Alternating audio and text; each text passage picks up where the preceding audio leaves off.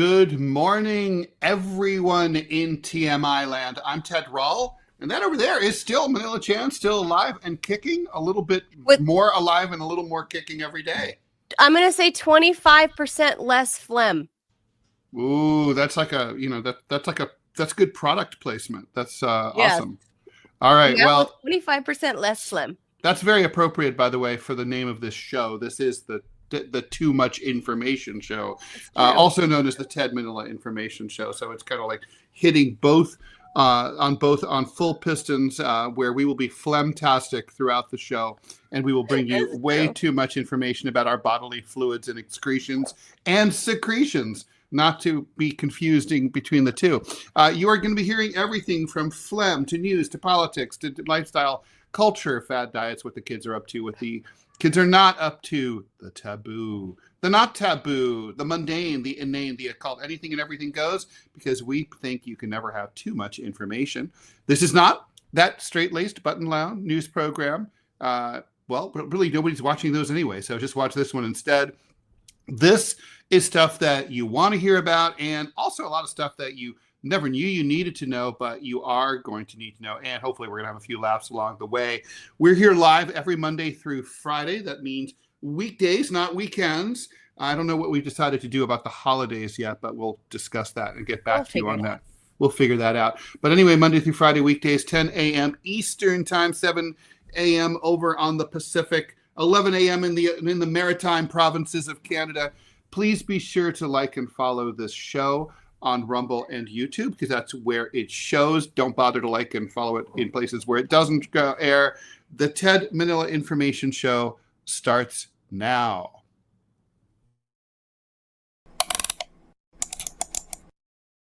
Cool. I'm missing those jaws. And today we're going to be talking about the state of the economy. Yesterday, the stock market fell 1,100 points, the Dow Jones Industrial Average, bringing a total loss for the last 2.5 weeks to 2,900 points. We're going to try to figure out exactly what's going on. We'll have Bubba Horwitz joining us to try to bring us up to speed about what the economy is looking like as we head into Trump land. Yeah. Ted, I'm just going to put this theory out there. Coincidentally, that's about the same amount of time that I've been diagnosed with severe pneumonia. So you're the economic indicator? It's your fault? I think so. Like, if I'm not faring well, then the economy's not faring well. I'm just putting that out there. As goes Manila, so goes the nation. The business business of America is Manila. I mean, what are the chances? The economy, the Dow goes to shit for 9 days straight. I've been in pneumonia hell for 9 days straight. I mean, well, they say causation. They do say correlation is not causation, but this could be an exception in this case. Maybe.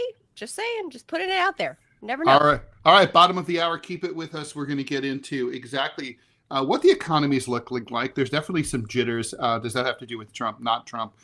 What's going on exactly? We'll figure it out. Okay, let's get into the headlines. The suspect in the fatal shooting of United Healthcare chief executive Brian Thompson on a Manhattan sidewalk this month will now face federal charges in addition to the state murder indictment brought against him. That, according to 3 people with knowledge of the matter. It was not immediately clear what charges the suspect, Luigi Mangione, would face in the federal case, which is being brought by prosecutors with the U.S. Attorney's Office for the Southern District of New York. On Tuesday, state prosecutors in the office of Manhattan DA Alvin Bragg, who hasn't exactly been kicking a lot of butt lately, indicted Mangione, 26 years old, on 3 murder charges in the shooting of the executive, Brian Thompson, 2 of which branded him a terrorist. Okay, that's federal charges, however, would potentially allow prosecutors to pursue the death penalty, which has been outlawed in New York for decades. It was not clear.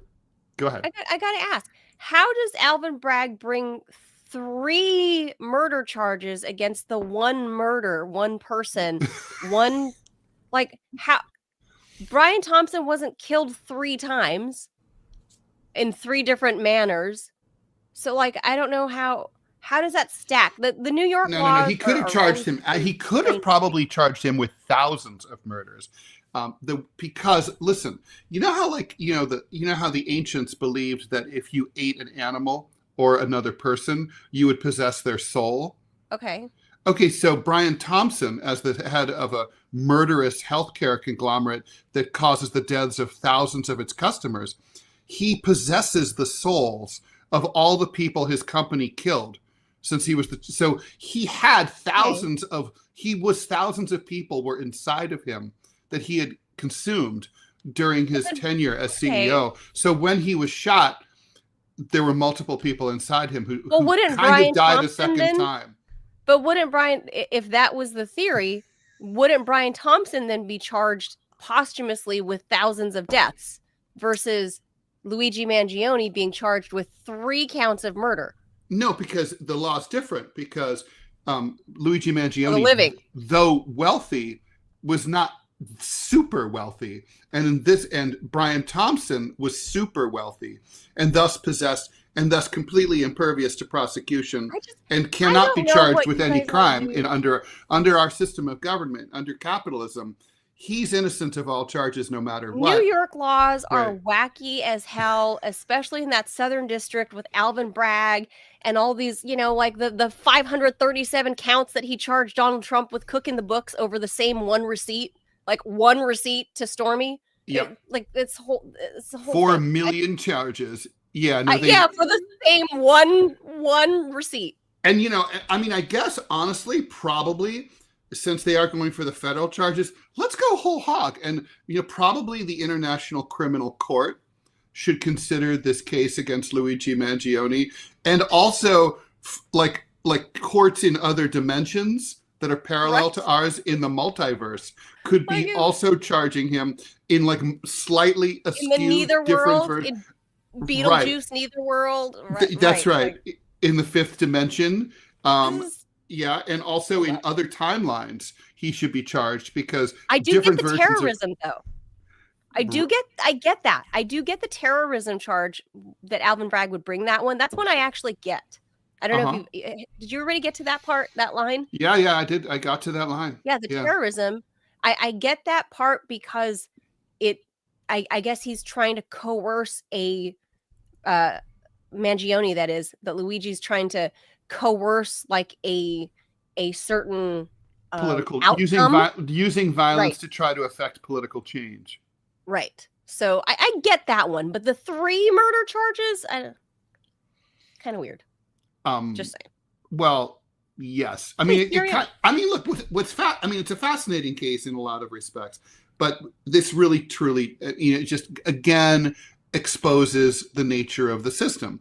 That when you go after someone who is a representative of big finance capital like this, the system is going to come down on you like a ton of bricks.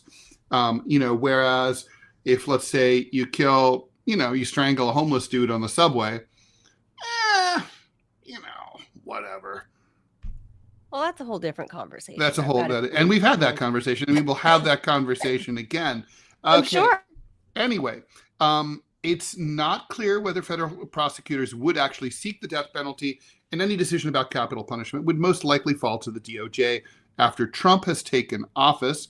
A spokesman for the U.S. Attorney in Manhattan declined to comment. The highest penalty Mangione faces in New York court would be life in prison without parole. The state case will proceed in parallel with any federal case, says Daniel Filson, spokesperson for the Manhattan DA's office. This defendant brazenly shot Thompson point blank on a Manhattan sidewalk, Filson said. The Manhattan DA's office, working with our partners at the NYPD, is dedicated to securing justice for this heinous murder with charges of murder in the 1st degree. I mean, most people don't really think it's a heinous murder. They're kind of like thinking it's maybe like an understandable murder, or in some cases, a cause for great joy throughout the land and celebration. It's just a murder. I don't. That's not my thing. I don't. Mm-hmm. I do not condone violence of any sort. But it's not a heinous murder. It's not a heinous murder. He didn't kill like children. He didn't eat children. Right. It was. I wouldn't qualify. That's a heinous murder. It's just a murder. It's a murder. Yeah, it's a cold-blooded murder. Like, fine. Just shot the dude in the back. Like, well, it's a murder. Okay.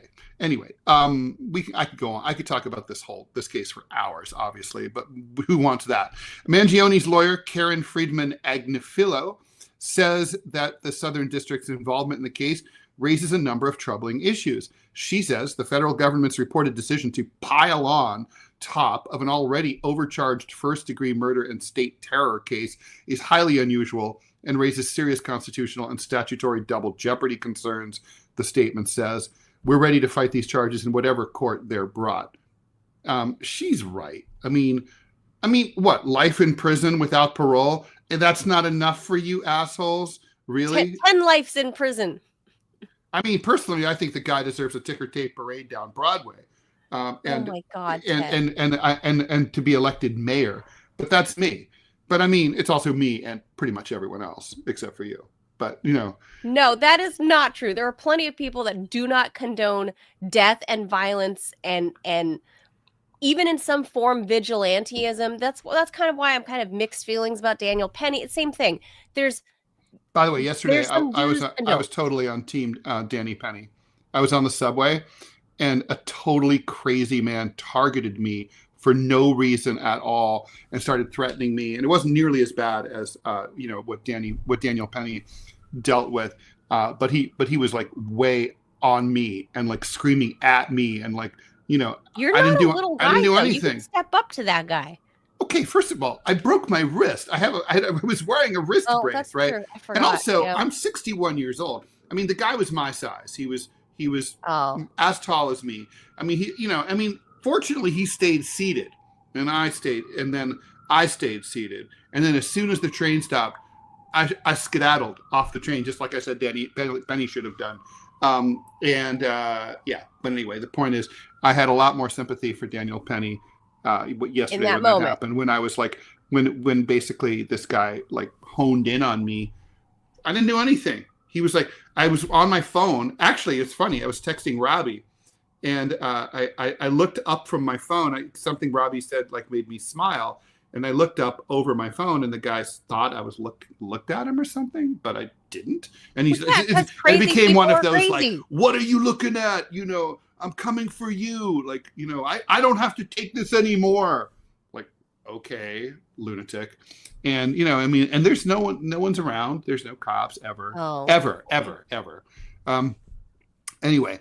All right, let's keep moving. A man has been arrested after being accused of plotting a mass shooting with the female teen shooter who killed 2 at a private Christian school in Wisconsin. Alexander Pattendorf, 20 years old, is accused of texting the shooter, Natalie Rupnow, 15 years old, around the time of the rampage at Abundant Life Christian School in Madison, Wisconsin, on Monday, a couple days ago.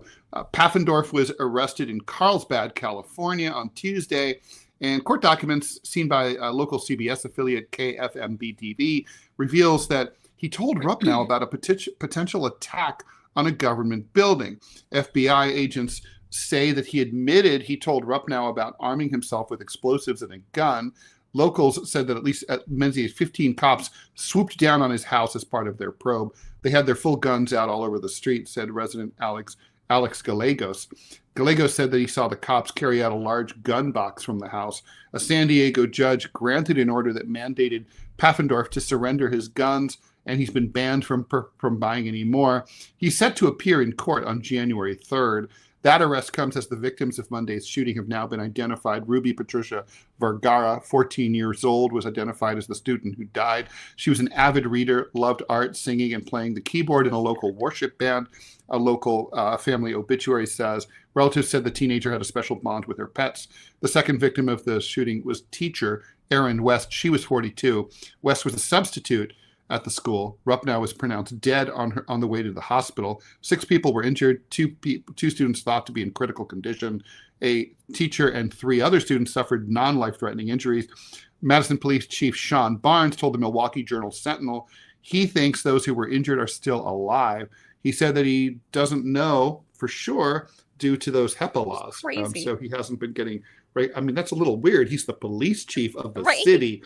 I think maybe we can bend the HEPA laws a little bit to say, hey, these victims are still alive. They're expected to survive. Like that's. So I'm unclear on what I mean. Okay, so Manila, you proposed the story. I don't get what happened here. Okay, so the 20-year-old dude is in Cali. He's in touch with the shooter in Wisconsin. And I don't understand the connection at all between like saying that he, there's a potential. So is this Okay. basically like, I'll shoot up the government building while you shoot up the school kind of thing? Well, we don't know yet, because his side, this angle of the story, this Perfendorf kid, this 20-year-old boy, young man. I mean, technically he's a legal adult in California, right? This young man. Anywhere. We don't know what kind of relationship that he was having, online relationship he was having with this girl. As far as we know so far from all the reports I've read, is that they have some sort of online relationship. Don't know if it's friendly or if it's, like romantic or whatever.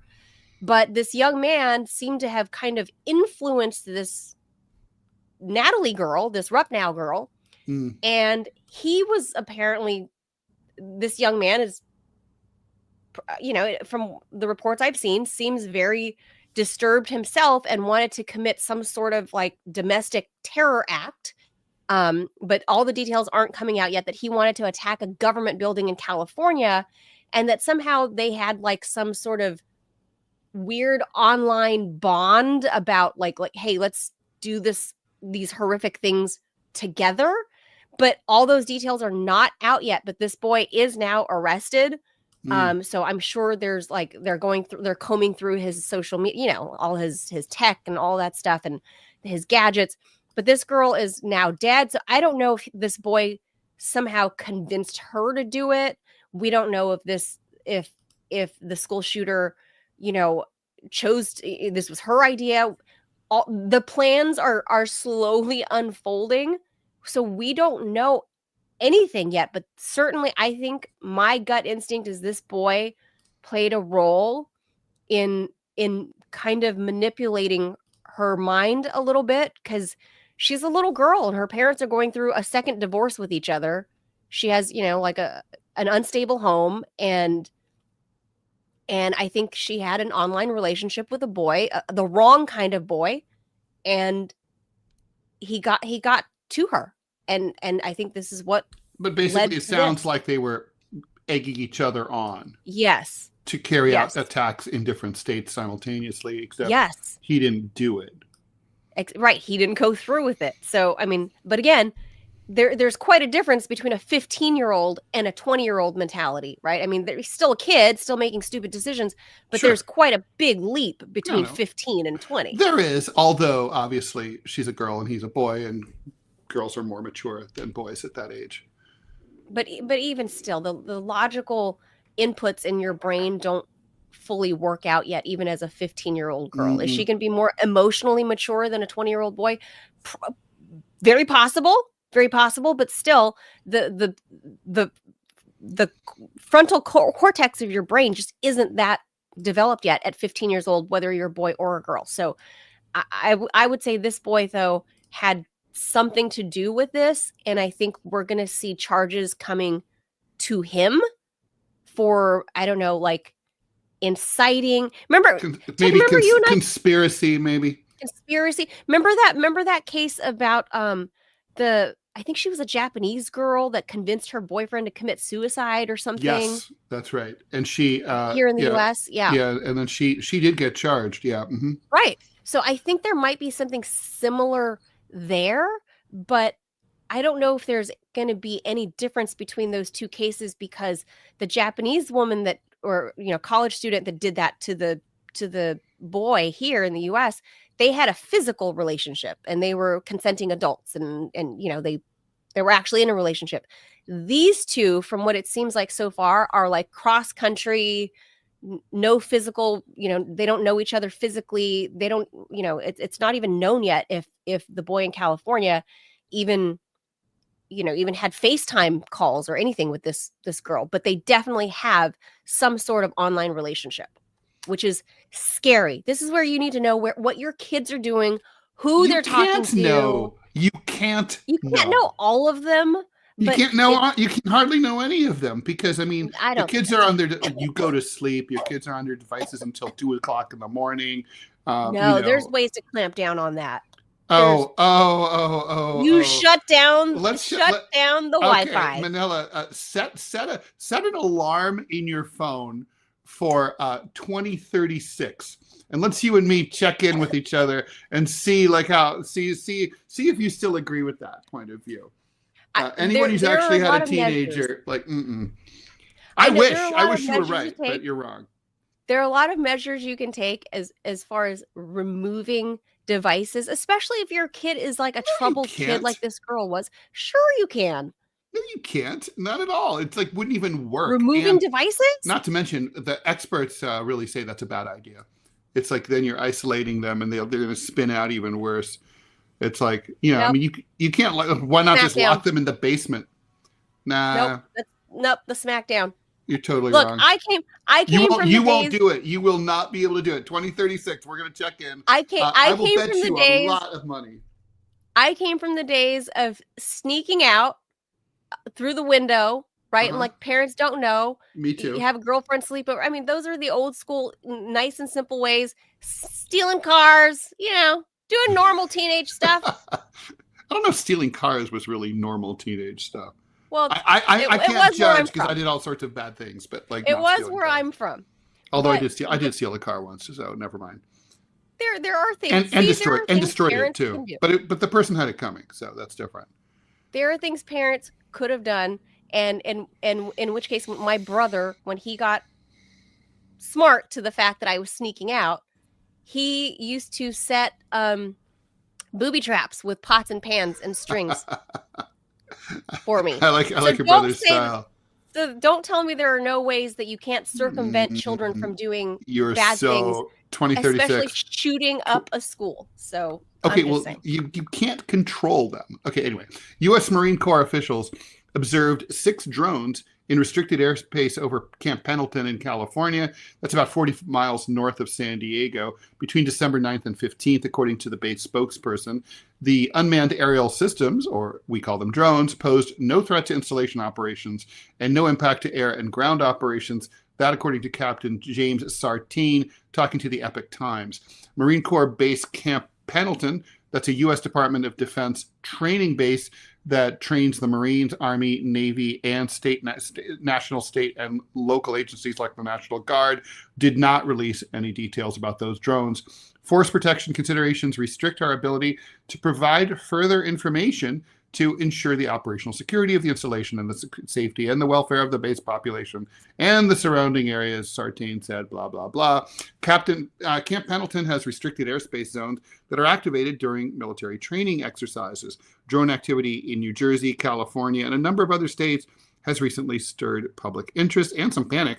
On December 9th, federal agents arrested a Chinese national suspected of flying a drone over Vandenberg Space Force Base. So funny that they have a Space Force. Space Force. The suspect allegedly operated the drone from a nearby park on November 30th, taking photos of SpaceX launch pads and other parts of the base. Suspect Yin Piao Zhou, 39 years old, who was a Chinese citizen living in Brentwood, California, was arrested by federal officials before he boarded a flight bound for China last week. Federal agents allege that Zhou flew the drone over the base for about an hour, taking photos of sensitive areas. Authorities also allege that his cell phone contained messages and search histories related to Space Force. We always have to say it that way. National security officials, however, continue to state that the drones do not pose a threat to the public. I love how they say that. They don't know that. How can you say that? You cannot know that, but they say it. Don't know. They say they don't know what it is, but they also tell you it's not dangerous. That's right. That makes no sense at all. Okay. Right. At all. None whatsoever. No. Right. So, and so look, I mean, this could just be a space dork who was like curious and wanted to see things. I mean, I do smell, I mean, it could be espionage, but it could also be just something. Ted, I smell a lot of copycat. I smell a lot of xenophobia is what I smell. That too, but I think this is a lot of like copycat theater happening all across America. Sure, I'm not saying that the New Jersey stuff isn't real. I'm not. Oh, that is real. That's real. But a lot of this other stuff that's popping up everywhere else, I think it's just a lot of copycat cases. And I don't know about this dude, this alleged Chinese spy or whatever he is flying over Vandenberg, but look, the Chinese have sophisticated satellites. They have all the photos. They don't need a $200 drone. Yeah, they don't need that. So This is it's so not. stupid. He's not a spy. I mean, if he's a This is so spy, he's like the stupid. worst spy ever. So All right, dumb. this is a depressing story, but here we go. Oh, yeah. Dominique Pellicot, 72 years old, admitted to drugging his wife Giselle Pellicot, 72 years old, and filming the rapes for nearly a decade between 2011 and 2020 in their home in France. The husband, accused of drugging his wife and invading dozens of men to rape her for nearly 10 years, has now been sentenced to 20 years in prison. On Thursday, December 19th, a jury in Avignon, France, found Dominique Pellicot, 72 years old, guilty of aggravated rape against his wife, Giselle, who's also 72 years old. Dominique was also found guilty of the attempted aggravated rape of the wife of one of the other accused men, Jean-Pierre Maréchal, taking indecent images of his daughter, Caroline Durand, and his daughters-in-law, Aurore and Céline, per the outlet. The outlet reported that Dominique showed no emotion as the judge delivered his verdict in court. Giselle and her children, including her daughter Caroline, were present in court for the sentencing. In September, Dominique confessed to his crimes in court, admitting, "I am a rapist," the BBC reported. He's been on trial along with 50 other guys whose ages range between 26 and 74. Among the 50 other men, 48 were given guilty verdicts for various crimes, including Jean-Pierre Maréchal, who was found guilty of attempted rape and aggravated rape of his wife, as well as drugging her. Dominique was arrested back in December of 2020 after the cops seized his electronic devices while investigating him for filming up the skirts of 3 women. He was upskirting. His wife got didn't even busted. know. Then they looked at his phone and they were like, huh. Disgusting. Giselle had no idea at all about the rapes until the police told her after discovering thousands of photos and videos taken by her husband, who had documented the abuse after recruiting strangers on the internet. So, yeah, that case, of course, has been, if you follow international news at all, you're familiar with this case. It's very, I mean, you know, basically she's getting major kudos for being really strong during the trial and, you know, and refusing to be hidden or back down or not. She had the right to not have her name stated in court under French law, but she chose to be public and to give interviews and to talk about it. She wants to empower other victims to step forward and say there's no shame in being a victim of sexual violence, which is, of course, true. Well, there shouldn't be any shame. Let's put it that way. And so... This also brings up the weird definition of rape in France, the rape laws. There's actually no language about consent in France. I don't know if you looked that up. I looked that up last night. I did. It's very strange. I mean, it's very different, just like we saw in, was it Sweden or Norway, was it that was trying to bring charges against Julian Assange because one of their consent or rape law terminology was that you needed to use condoms, right? And that's what they were trying to get Julian Assange on for rape because there was no condom. So in France, there's no language about consent. So this, I think, is going to trigger the parliament to re-examine how they define rape, and especially amongst spouses. And I think, you know, it's high time. This is what an egregious and disgusting, weird case. Like kudos to this lady. Like, God bless. Like that guy should never see the light of day. It kind of reminded me of Bill Cosby, right? Like he was accused of drugging women and then, you know, having his way with them when they were passed out. Yeah, that's obviously a thing it's a power and control thing. Yes, very obviously. Very all gross. right. Well, so anyway, happy that justice was achieved. Agreed. there. So yeah, reading between the lines, it sounds like 2 guys may have walked free. You know, 48 out of 50 convicted. The implication there is that there's 2 that may not have been found guilty. But anyway, all right. Donald Trump has made it official. He thinks that Canada becoming the 51st state is a great idea. Manila. Yeah. Canada would be, if it was a state, I mean, wouldn't it be like, it would be like every province would be a state, right? I mean, wouldn't it be I don't know. 11 states or something? I don't know how many provinces there are. I don't even know. He made it official on Truth Social. Let's just. All right. Anyway, in a post on Truth Social, Trump repeated his claim that the U.S. subsidizes Canada by over $100 million a year, and mused that many Canadians want Canada to become the 51st state. They would save massively on taxes and military protection. By the way, this is, well, here's what the polling shows. Only actually 13% of Canadians, which is 13% more than I would have expected, say that they would like Canada to become the 51st state of the U.S., while 82% are against it. They'd like to remain members of their own sovereign nation state. As sovereign as Canada is, which is not that sovereign. Conservative voters, 21%, and adherents of the right-wing People's Party, 25%, are more likely to be supportive of this idea. Nevertheless, Ottawa, that's the capital of Canada, is paying attention to Trump's more realistic threats, notably to impose 25% tariffs on all Canadian goods, unless the Canucks crack down on illegal immigration and drug smuggling. I would suspect that most of the illegal immigration and drug smuggling is coming from us to them, actually. But, I don't know what he's talking about there. On Monday, Canada announced 1.3 billion Canadian dollars, that's $4 US, worth of new border security measures, including strengthened surveillance, a joint strike force to target organized crime, and increased coordination with U.S. law enforcement. The idea of organized crime in Canada, it is kind of funny. Like, are they like super polite? Like, hey Holzer, we're going to make you an offer that you can refuse. if you like. Really shouldn't. You shouldn't refuse, but you have to. You really shouldn't refuse this. But if you refuse, it's cool, Holzer. Okay, anyway. Look, this is so funny to me, Ted, because remember when Donald Trump, the first go around, he wanted to buy, what was it, Greenland? I think he wanted to, he's like, can America buy Greenland? Well, look, the U.S. used to buy territory all the time, right? A third of the United States was the Louisiana Territory. Got it for Assam from France. I get it. We bought Alaska from Russia. I'm sure the Russians miss it. I'm sure.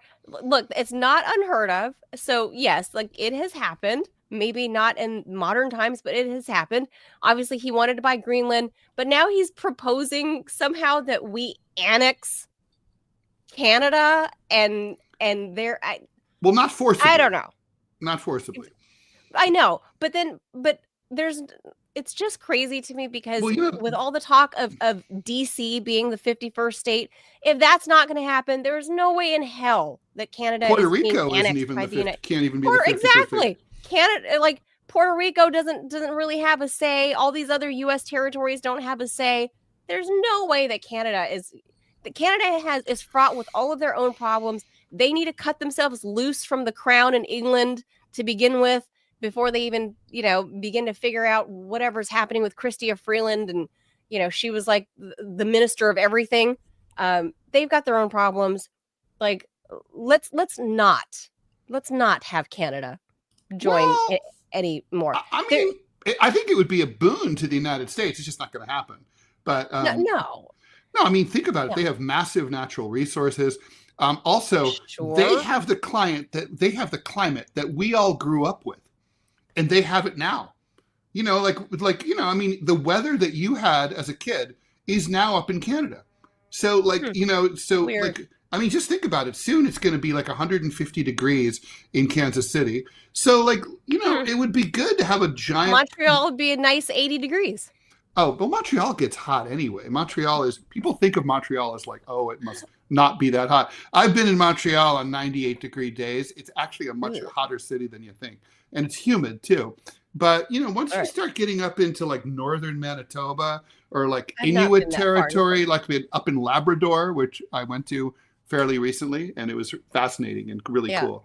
I have not been that far north. Oh my God. Look, it was cool. I went with my son and it was in August and we saw icebergs. It was so cool. I remember you were telling me we were on air at the time. Look, I want to bring up Canada to our guest as well because let's do this. Because of the whole trade thing. Donald Trump is, like talking about basically like refighting the NAFTA fight after he already fought it the first time, rebranded it, and now there's like talk about tariffs and changing all of that stuff. I mean, so I don't like this blame whole him North about that. America, I hate. North America I'm fight from Dayton, starting Ohio. all over again. I hate NAFTA. I fucking hate NAFTA. I hate free trade agreements. I'm against all of them. This is like the most, the areas that I'm sympathetic with the president-elect. That's at the top of my list there. All okay. right. Well, let's bring in our guests. Let's change gears and get the jaws. Prepares to return to the White House in 1 month, a month from tomorrow. Some economic signals are blinking yellow. Investors, unsettled by the Fed's forecast for fewer cuts than previously expected next year, pushed the Dow Jones Industrial Average down 1,123 points yesterday. That's 2.6% of total market share, while the Nasdaq composite dropped 3.6%. The Dow has now lost 2,900 points since it's peaked out on December 4th.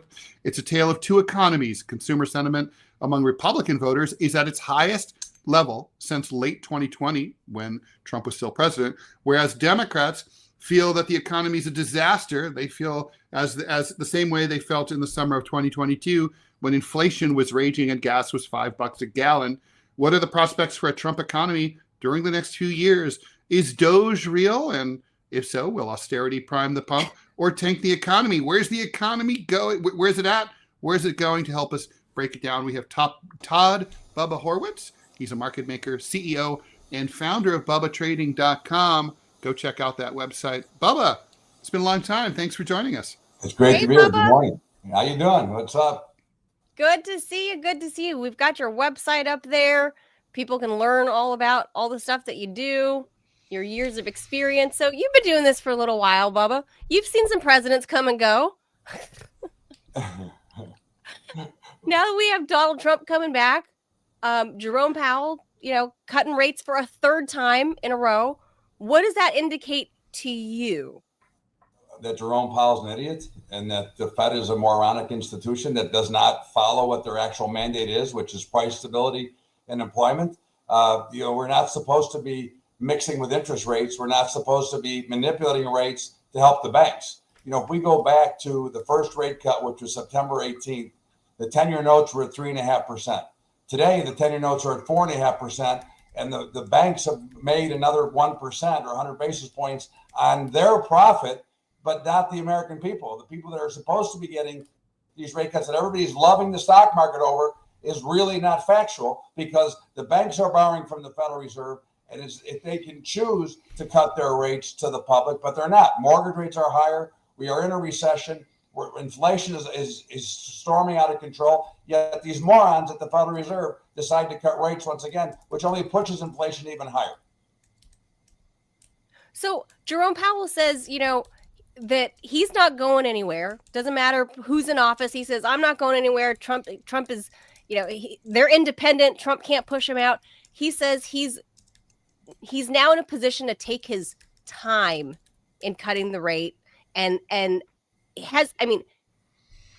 is it helping? Is it hurting us? They say that inflation is slowing. It doesn't mean it's not happening, but it's slowing as opposed to what it was, last fall when we were talking about this on the radio. Are we in a better position? I could argue with that fact. I don't know that inflation is slowing. I think that it's the way they report numbers. Remember that when you get the inflation numbers, they only count 4% for food and energy. Now, the average person, what is their highest expense other than an emergency? It is food and energy. And when you don't count it, it's easy to have lowering inflation. The bottom line is that these rate cuts were designed to create more inflation because, let's face it, the federal government gets tax dollars on these higher prices because you're paying federal excise tax. Look at your phone bill. Look at some of your bills that have all these numbers on it that you don't see. Those are federal taxes. So does the hidden tax of inflation that we're having right now. It's a very, very bad sign. And Jerome Powell has done a horrible job. And I thought he would have done a much better job because he came out of the industry. But I guess once you go into the ivory tower of the Federal Reserve, you become an idiot. And that's guys, I'm afraid we have some breaking news. It's not economic related, but Bubba, please stay with us while I bring us in. This is something Manila and I have followed now for several years. The Court of Appeals in Georgia has just disqualified Fani Willis, the Atlanta prosecutor who brought that election interference case, that RICO case against Trump and his allies. The case is now in total disarray. 3-judge panel has reversed the decision of the trial judge, who in March allowed Fani Willis, the Fulton County DA, to keep the case, despite the fact that she had a romantic relationship with the lawyer that she hired to run it.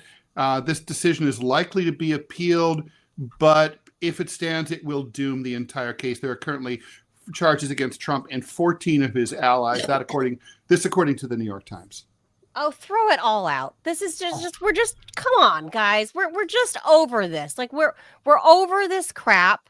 The election happened. I'm not saying Trump is above the law or whatever, but this has been clear cut. Isn't he? Isn't he really? I mean, he is, right? This is just clear cut lawfare. The country has moved on. The people have spoken. Fani Willis is compromised. She's a crooked DA. That's true. This is just, it's completely compromised. Throw that crap out. Agreed. We're done with it. Let's move on from the last horrible Biden 4 years. What do you think, Bubba? I'm with you 100%. That was like an absentee president we had. We had nobody in the office for 4 years except the deep state and the cartels that were controlling us and raising prices and costing us a fortune. Maybe we could save that $500,000 a year annual president's salary. Apparently, we don't need one. I know. No, we don't. No, obviously. You see that? Listen, we only know that Jill and Joe Biden earned in real income $6 million in their career. Somehow they're worth $150 million. It's a wonderful country when you can steal at will. Bubba, what do you, I mean, I do want to ask you a couple of questions, and I know our producer, Robbie, has a question for you too, and we'll bring him in, pop him in so he can ask that when he's ready. You want to do that now? Well, let me ask these questions before my 61-year-old brain forgets them. So Okay. Let's talk about the Democratic and Republican views of the economy. Is that normal in your view that there's such a bifurcated, like partisan view? I don't remember like Democrats thinking the economy sucked under, that Democrats and Republicans had a different view of, say, the Clinton boom or, say, the late 80s under H.W. Bush when the market tanked and there was a recession. Pretty much people had the same experience of the economy. It's not possible to have two economies to this extent, right? Unless you're talking about like different generations or people living in different parts of the country. What's going on? Well, I mean, if you live in certain states, certainly in blue states, you're paying a lot more taxes. Again, if you live in New York, California, Illinois, you're paying 10, 11, 12% more than anybody else. You can't live in those three states, and there's others, but those are the three main, which I'm from Illinois originally. You can't live there unless you're making $200,000 a year and live a normal life. Now, think about that number. We know that inflation has caused, we know when I started trading in 1980, the Dow was 800, now it's 40,000. But the amount of money you have to make and the amount of money companies can pay, the economy is in horrible shape. But what they've really done, the last administration systematically destroyed the middle class. Okay, the wealthy love it when these things happen, which is why the wealthy don't care whether you have socialism or not, because if you have socialism, they benefit because they're going to keep their money. Okay? But isn't the demise of the middle class, though, a long-term trend that goes back for decades? I mean, it seems like things really peaked out in the post-war period before, and the economy was expanding pretty well until the 70s. And then we started to hit the energy crisis and inflation under Carter. And then it seems like the gap between rich and poor like spread, and the middle class got hollowed out in the ensuing decades under both parties. Well, I don't disagree with that at all. I think you've seen a destruction because, again, we've got all these welfare programs. We continue to take the taxpayers' money and give it away to people that don't deserve it and don't have a good concept of what America is all about. We've got away from the free market system. This goes back to the Federal Reserve. Interest rates should not be determined by what the Fed says they should be. Interest rates should be determined by price discovery and what you're willing to lend at and what I'm willing to pay to borrow from you. That is true price discovery, and they've eliminated the price discovery sequel of markets, and that becomes a bigger problem. It destroys competition.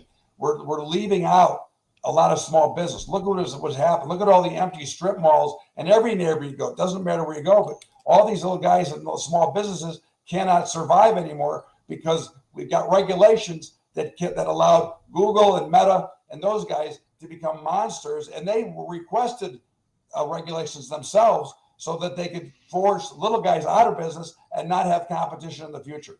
And that is the destruction of the middle class, because middle classes either works at a job, manufacturing, whatever, or they become entrepreneurs. We don't have that anymore because those opportunities and that money is not available because you're spending too much just to live and this high cost of inflation. So there's a lot of issues, but I think the middle class took its biggest hit in the last 4 years, percentage wise, because of all the illegal immigration, all the extra tax dollars that we're paying, and everything else that's going on. So I think that you destroy a free market, you let the Federal Reserve take place, which again, they should be ended or at least audited, because I don't believe that the banks are not over leveraged. I think we're going to have the same problem we had in 08, that the banks are going to come to the American people for money once again.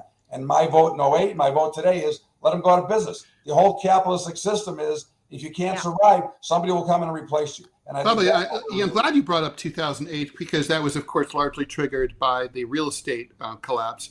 And the real estate market is in deep trouble now, and in some ways that are kind of subtle, right? I mean, so the Fed has increased interest rates, which has basically frozen the real estate market. People can't sell, people can't afford to buy, or they feel like they can't afford to buy. And there's hardly any inventory. People aren't moving, things are ossified. People are not taking jobs in other places because they're worried about not being, and entrepreneurship is suffering. All that is true. And at the same time, the New York Times just published this really fascinating piece, I don't know if you saw it, about how insurance companies, home insurance companies, are not insuring houses in areas that are affected by climate change, like Florida, low-lying areas, parts of the coast of Virginia, North Carolina, eastern part of California, where they're subject to wildfires. And so what they're seeing there is that people, unless you can buy a house cash, you can't get a mortgage because you can't get it. You can't get insurance, so you can't get a mortgage. That means if you're trying to sell your house, you're probably not going to get what you want for it because you don't have as many buyers as you would have before all this happened. This is affecting 14 to 15% of the entire nation's real estate price. That's massive. I mean, this could real estate once again drag down crash the whole thing in the next 4 years.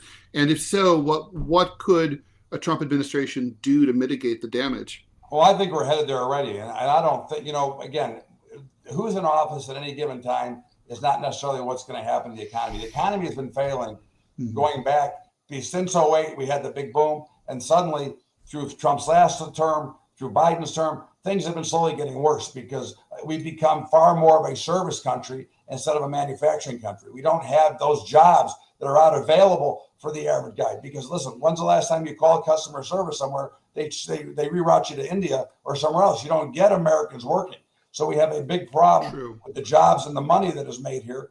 And at the end of the day, Trump can solve a lot of these problems, and the DOGE or whatever you want to call them, Ramaswamy and Musk. Is that real or is that just bullshit? I think it's real. I think they can cut $2 trillion blindfold. There is so much government. How do they do it? But how do they get it without? They don't have 60 votes in the Senate. How do they do that? Well, I think if they can prove a point, I think they can get it done. I do believe they can get it done. I think that Americans spoke up at the last election when Kamala Harris not lost, but when she lost the public vote. She's the first one since 2002 to win the public vote or lose the public vote as a Democrat. I mean, that is saying that American people are sick and tired of all our money being sent to things that don't mean anything. You have this government tomorrow that they're going to close down. I'm hoping they shut it down. We know it won't happen. We know they're fretting right now in public, but behind the scenes, they're thinking, how are we going to tax the American people for more money and keep this government open again? These continuing resolutions got to stop, and I think that this is all part of it. Yeah, Bub. I mean, in these bills that's supposed to expire tomorrow before the government shut down, they've tacked on the whole boatloads more bullshit than they would ordinarily do. I mean, there's no other way to put. I mean, honestly, there's a bill in there to build a whole brand new football stadium in downtown DC when the NFL has netted more than $20 billion in profits themselves. Why does the NFL need our tax dollars to build a new stadium, for all the lobbyists Washington or whoever? Is a beautiful city with no crime, great. no litter, no problems. Every day I go there, I have to go in full body armor. That's right. I mean, everything's perfect there. That's why they want to waste the money. They have tacked on all of this extra How about bullshit the raises more for Congress regularly. How about the raises again? They took a raise during COVID. They take nothing but money. Because they're doing such a fantastic job. They deserve it. They add so much value. Worth about $5 or $6 million. It's wonderful. There's 1,500 pages to this that no congressman has bothered to read, and now they're holding them hostage so that they can't go home to be with their families for Christmas next week. This is incredible. Is it going to hurt temporarily? Sure. Shut it all down. Let it shut down. There's no parks. There's no Christmas tree lighting at the White House. Screw everybody. Let's get this in order. Let's bring the money back. Get it away from Ukraine. Get it away from everywhere else. Bring the money back here. Let's reassess and have DOGE cut 50% of the pork spending that we have on all these bodies that are these stupid contractors that are the jobs that are outsourced from the people that should be working for the federal government that don't know what the hell they're doing. So they outsource the job twice as much for the contract. And let's just cut it all. Let it burn down for a couple of months and reassess. That's the only way to start over, I would say, Bubba, in 2025.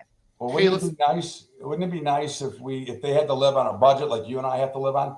I mean, you can't go out and print money and spend more money than you have. If you do, you go to jail or bankruptcy court. So right. Wouldn't it be nice if we had a system that they had to live on a real budget and quit paying off everybody? I mean, again, you don't think that there was money involved in illegal immigration? You don't think they were getting payoffs through there? I mean, again, I would like to be, if it was up to me, I'd like to be an island. Okay. We have enough in this country to separate ourselves from everybody and not have to be beholden to anybody. I'm sick of Ukraine. I'm sick of China. I'm sick of everything that goes on because we pay for it. Me, you, and everybody who works in this country has to pay for all this bullshit that is ridiculous, and I can't take it anymore. Fortunately, I'm old, but I'm more worried about my kids and grandchildren that could come in the future because they are turning the United States into a sewer, and I'm hoping that Donald Trump will be able to take care of that and at least go on the right way. The good thing we got with him now is that he's got no second term. There will be no campaigning halfway through. So we know he's got a lot of grudges. And I thought that he would go after a lot of people when in his second term last time, which he didn't get. So I'm hoping he goes after him. I'm hoping he takes care of the finances. And I'm hoping we get back to the country that I grew up in, because this is not what I grew up in for the last 67 years. Manila, why don't we bring in Robbie with this question? Producer Robbie. Let's add producer Robbie. He's got a question. Morning, Mr. Bubba. It's a pleasure to meet you, sir. Hi, Robbie. How you doing? Doing all right. I have a pretty basic question. First, I need to say I'm right there with you. Let's blow up the Federal Reserve. Let's shut down the federal government. Let's just gut it. Here's my question. A lot of people say that inflation is rising prices.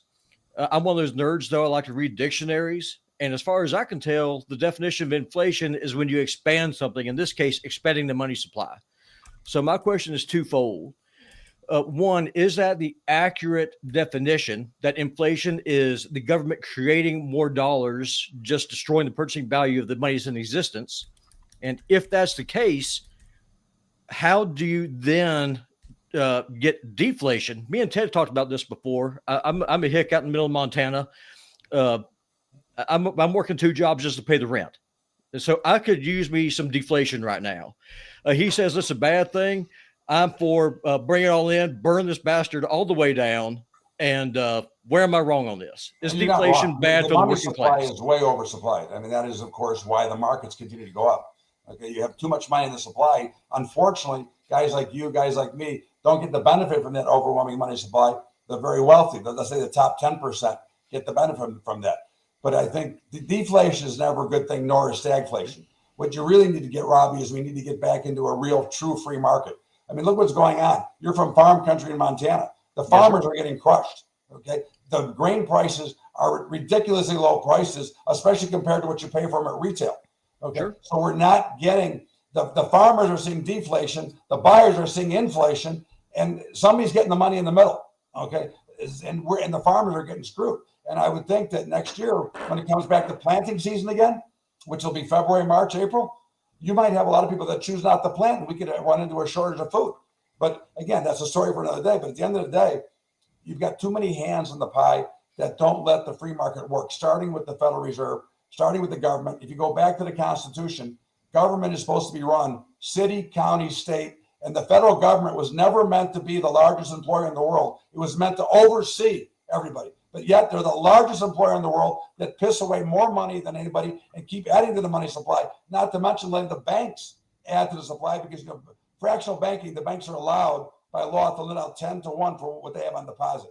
But they lend out more because when they borrow from the Federal Reserve, they turn that liability into an asset and then they lend out 10 times that, which is, again, adding to the money supply, adding to the printing of money, making your dollars worth less, making you have to work 2 jobs, and next year it might be 3 jobs if they keep going at this pace. Oh, it sucks because I was talking to Ted Manila yesterday. I mean, there's a solid chance my family and I might end up having to move this year because if rent keeps going. I think you have a real shot with the new administration. Listen, it's not going to change tomorrow. No Sure, matter what I think, there's going to be some paying to pay over the next 6 months. No matter what, if he does everything right, the markets are going to collapse. Okay, because you're going to have to cut out all this crap. Okay, the markets will sell off hard, but at the end of the day, I think we come back stronger. And I am a fan of America, not the way it is now, but the way it was. And I think that we will get back to where we were, but it's going to take some hard line and it's going to take some real punishment to, unfortunately, a lot of the United States people. Bubba, when do you think was what would you say? What if you had to point to a year? You know, like there's one of my favorite punk bands, the Barracudas. They have a song called "I Wish It Was 1965 Again," and they're talking about music. What year do you wish it were again for the economy that you would say is the closest to a Bubba ideal? I would like to see like 1981, 82, right after Carter, right after after he bombed out and he destroyed everything. That brought in great opportunity. Unemployment was really high then, though. What's that? Unemployment was super high. Right, but look what happened since then. And then, of course, we got to Reagan, and we got into a reasonable economy. Although Reagan did create a lot of debt, so let's not say that he didn't create a lot of debt. But again, we need to really get back to a real budget. But during the 80s, there was more of the free market capitalism system. That was the floors were still open. You know, the floors died down in the mid 90s. But the free market system is what we're missing, and that's what's really destroyed, I think, our country is the lack of free trade. And I'm not talking free trade with Canada or Mexico. I'm talking about within this country where we don't have price fixing and you don't have a Federal Reserve, because gold should still be backing the dollar. And the perfect example of that is before Alan Greenspan became the Fed chair, he was against getting off the gold standard. Once he became the Fed chair and realized how much money he could print, he said, oh, no, we got to be off the gold standard. No gold anymore. And you got fiat currencies that are worthless. Okay, they're manipulated pieces of garbage that are nothing but worth the paper that they're printed on, which is why Dissent, Trump's guy, likes gold and Bitcoin and things like that. I think that's what you're going to see. And I think there's a chance to get back to the gold standard, which would be better for everybody. I just have one last question, and I'll go away and let you professionals talk. Mr. Bubba, what should the interest rate be to destroy the inflation that's in the system? Like if I was President West, and if Congress appointed you to head the Federal Reserve before we shut it down, what would you set the interest rate to get the dollar at least functional? Well, I think the interest rate has to be determined. So this is the problem. Okay. They're charging whatever the Fed is charging now. But if you go out like to one of those peer-to-peer lenders like Prosper or Cabbage, okay, the people who borrow from them are paying 15%. Okay. I think the right interest rate is about 8% in this country. 6% is too low. You know, a lot of young people, they never saw mortgage rates at 8, 9, 10, 11, 12%. Right. Okay. They never saw rates that were higher. They never saw a savings passbook. Now you can get CDs for 5 1/4. You know, until the last couple of years, you couldn't get a CD for 1%. So that's the problem. This is a joke. I miss passport savings. I think passport savings is a really strong inducement. You see your money grow. It's like psychologically, it makes you want to put more in. Right. I agree. No banks offered anymore. No one.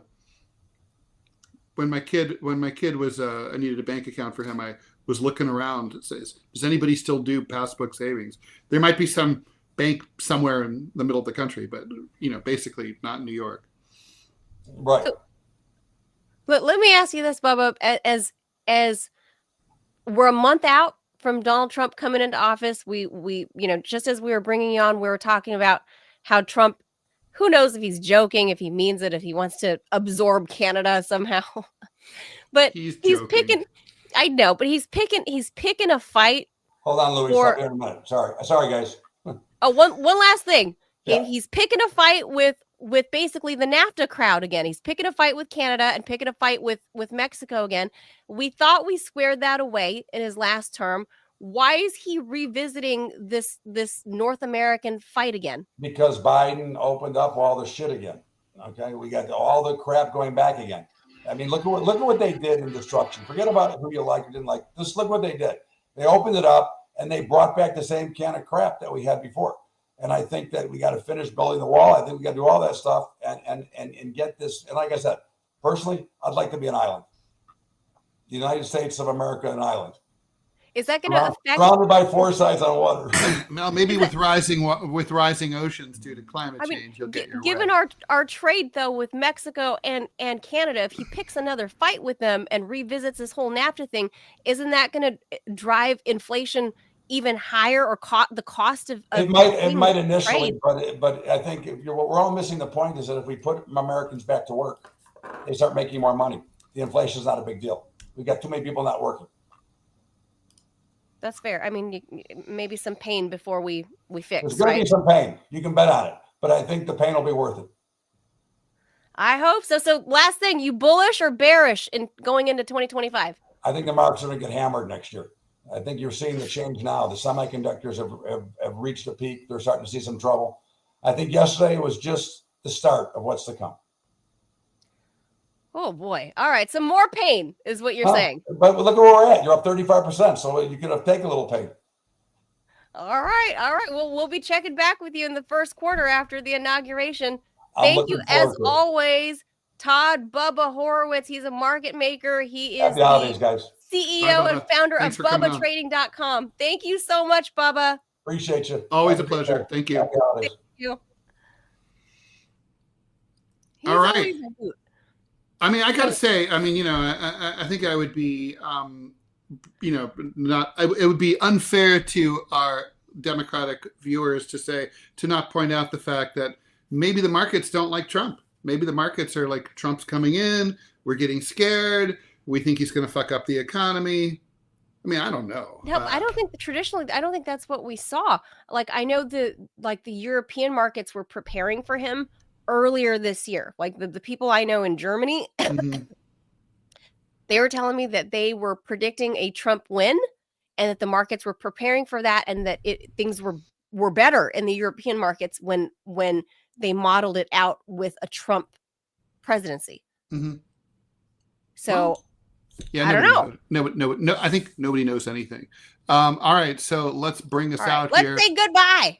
Or arrivederci. All right, cough. please subscribe while Manila coughs.